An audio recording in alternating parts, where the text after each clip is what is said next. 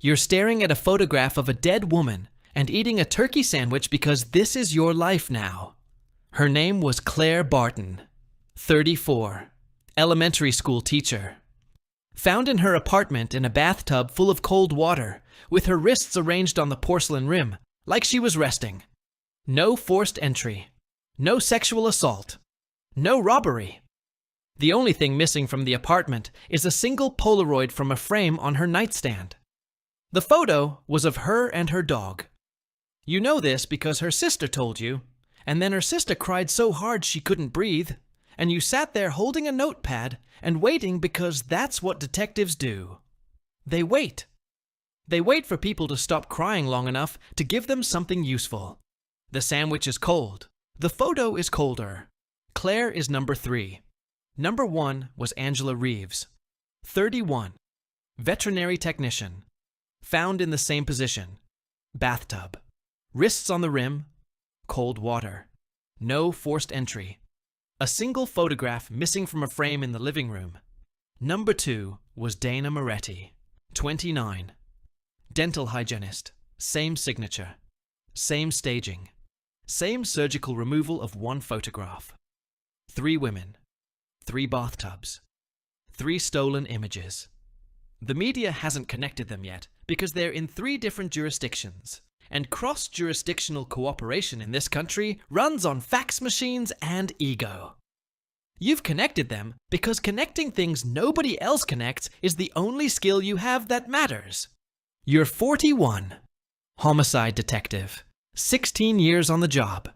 You've worked 214 cases and cleared 178 of them, which gives you an 83% solve rate, which makes you one of the best in the state, which means absolutely nothing at 2 a.m.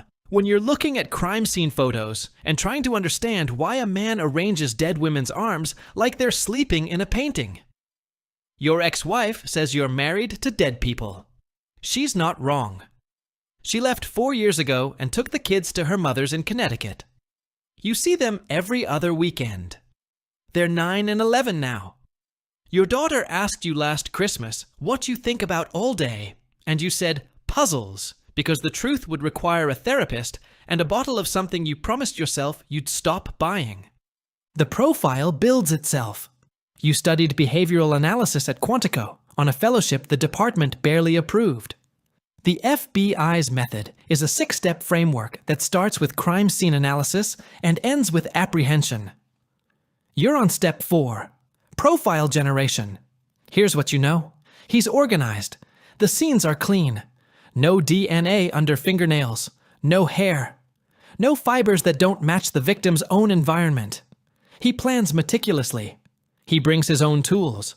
A ligature you can't identify, and something that sedates without leaving standard toxicology markers. He spends time with the body after death. The posing is deliberate, almost tender. He wants them to look peaceful. The stolen photograph is his signature, his psychological trophy, the thing he takes to relive the experience. The victims share a profile, women in their late 20s to mid-30s, living alone, working in caregiving professions. Teacher, vet tech, hygienist, women whose job is taking care of others. The behavioral read, he's selecting women who represent something he lost, a caretaker, a nurturer, someone who was supposed to take care of him and didn't. You present the profile to the task force on a Monday morning. White male, 30 to 45, above average intelligence, employed. Possibly medical or veterinary background given the sedation method. Socially competent. Not a loner. Charming enough to gain entry without force. Lives within a 30-mile radius of the murder sites. Keeps the stolen photographs somewhere accessible because he revisits them. Probably has a workspace or room that's private and organized. The room goes quiet. 20 cops looking at you like you just described a ghost. One of them asks, "So, what do we do with this?" You say, "We wait for number 4. It's the worst answer and the only honest one. Number 4 comes 6 weeks later. Sarah Pennington, 33, pediatric nurse, same staging, same bathtub, same missing photograph. But this time, there's something new. A single blonde hair on the bathroom tile that doesn't belong to Sarah. It's the first physical evidence in 4 murders. DNA processing takes 11 days that feel like 11 months. No match in CODIS. He's never been arrested. He's never been swabbed. He's a ghost who sheds. But now you have his DNA, which means the next time he makes a mistake, you'll be able to prove it. The problem is that next time means another dead woman in a bathtub. You start geographic profiling. You map the 4 sites. The cluster forms an arc across the metro area with a center of gravity in a suburban corridor between 2 highways. Statistically, organized serial offenders live within their comfort zone. You narrow it to a 15-mile radius. Within that radius, you pull records on every white male between 30 and 45 with medical training. 847 names. You cross-reference against proximity to the victims. Did any of these men have a connection to Angela's veterinary clinic, Dana's dental office, Claire's school, Sarah's hospital? The database work takes 3 weeks. Your partner handles the legwork. You handle the insomnia. Week 5. A name surfaces. Thomas Hale, 38, veterinary pharmaceutical sales rep. His territory includes Angela Reeves's clinic. He also has a dental appointment history at Dana Moretti's practice, which would be a coincidence if you believed in coincidence, which you stopped doing around murder number 2. You pull his background. Born in Michigan. Mother was a nurse. Father left when he was 7. Raised by a single mother who died of an overdose when he was 16. Foster care, aged out, educated himself, earned a degree in animal science, clean record, no arrests, no complaints, registered voter, pays his taxes on time. On paper, Thomas Hale is the most unremarkable man in America, which is exactly what the profile predicted. You can't get a warrant on proximity and a profile. You need evidence. So you do the thing that will either break the case or break your career. You get close. You start frequenting a bar near Hale's office complex. You sit 3 stools down. You don't approach him. You let him approach you. Because organized offenders are socially competent, curious, and drawn to people who seem interesting. After 2 weeks of reading the newspaper and nursing a beer at the same bar, Hale sits next to you and says, "You're here a lot." You say, "Divorce, cheaper than therapy." He laughs. You've just started the most dangerous conversation of your life. Over the next month, you become something that isn't friends, but occupies the same emotional space. Thursday nights, same bar. You talk about sports, work, weather. He's likable, self-deprecating, thoughtful. He asks good questions and remembers your answers. He remembers that your daughter plays soccer and your son likes drawing. He remembers you take your whiskey neat. One night, he asks about your divorce, and you tell him a version of the truth that's close enough to be convincing. He nods and says, "Some people aren't built for being loved." You write that sentence in your notebook in the parking lot because it's the most honest thing a suspected serial killer has ever said to you, and possibly the most honest thing anyone has said to you in years. The charm is real, and that's what makes it terrifying. Because you've read the case files, you've seen the photographs, and the man buying you a drink once described his mother's death to you with the same flat affect you've seen in interview tapes of convicted killers at Quantico. The emotional channel is there. The signal is absent. Your partner asks you if you're okay. You say yes, she doesn't believe you. She's right not to. The break comes accidentally. Hale invites you to his house for a football game. You say yes. You walk through his door, and your training takes over. Clean. Organized. Minimal decor. A framed photo on the bookshelf of a woman in scrubs, which you later confirm is his mother. And a locked room off the hallway. He calls it his home office. You don't ask about it. You watch the game. You drink his beer. You shake his hand when you leave. And on the drive home, you call your partner and tell her you need a surveillance team on Thomas Hale starting tomorrow. 3 weeks of surveillance. He drives to work. He drives home. He goes to the grocery store. He goes to the bar. The only anomaly is a storage unit he visits every Sunday morning for exactly 45 minutes. You pull the rental records. The unit is in a false name, but the credit card traces back to a prepaid Visa purchased at a pharmacy 2 miles from his house. You go to a judge. You present the profile, the geographic analysis, the proximity to victims, the DNA hair from scene 4, and the storage unit. The judge gives you the warrant for the unit. Not the house. The unit. You open the storage unit at 6 a.m. on a Wednesday with 4 officers and a forensic team.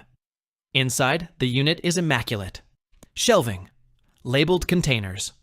Climate controlled. On the back wall, pinned to a corkboard with surgical precision, are 4 Polaroid photographs. Angela with her cat. Dana at a birthday party. Claire with her golden retriever.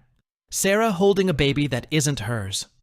Below the photographs is a desk with a journal. The journal contains 200 pages of handwriting, so neat it looks typeset. Each entry is addressed to Mom. Each one describes a woman he's been watching, how she moves, how she smiles, how she cares for others the way his mother was supposed to care for him. The last entry is dated 3 days ago. It describes a woman named Rebecca. She works at an animal shelter. She lives alone. She has kind eyes. You arrest Thomas Hale at his office at 9:15 a.m. He doesn't resist. He doesn't speak. He looks at you with an expression you'll spend years trying to decode.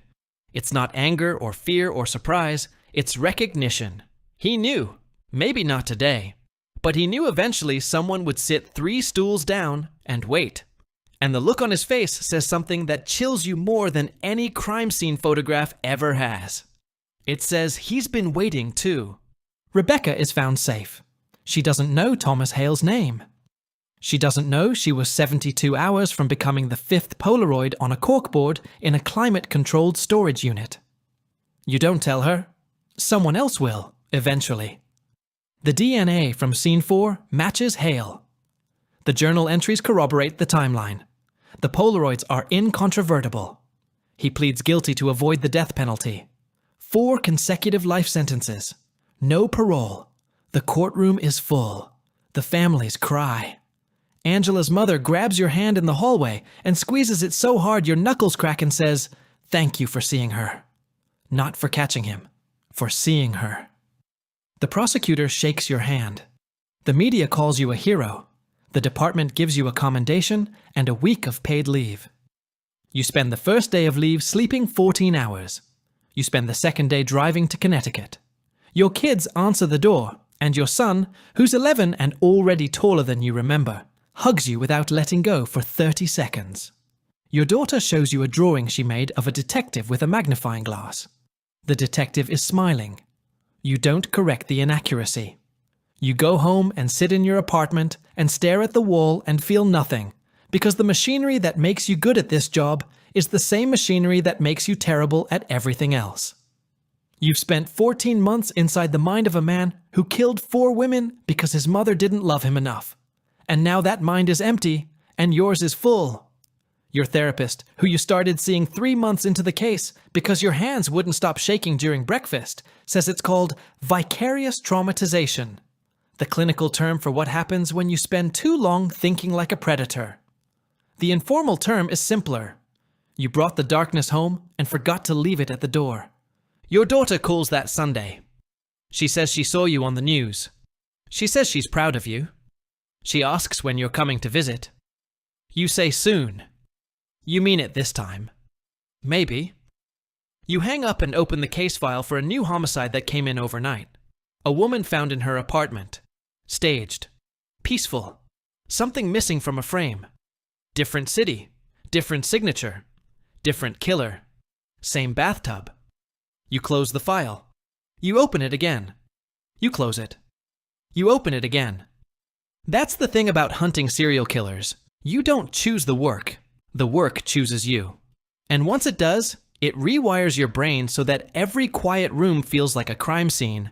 Every charming stranger feels like a suspect. And every Sunday phone call from your daughter feels like a lifeline you're not sure you deserve. You caught the monster. The monster is in a cage. But the cage you built inside your own head to think like him, that cage doesn't have a key. and the next file is already on your desk. That's a wrap for today. The story is fiction, but the profiling is real, the psychology is real, and somewhere right now, a detective is staring at a photograph and eating a cold sandwich and trying to think like someone no sane person should ever think like.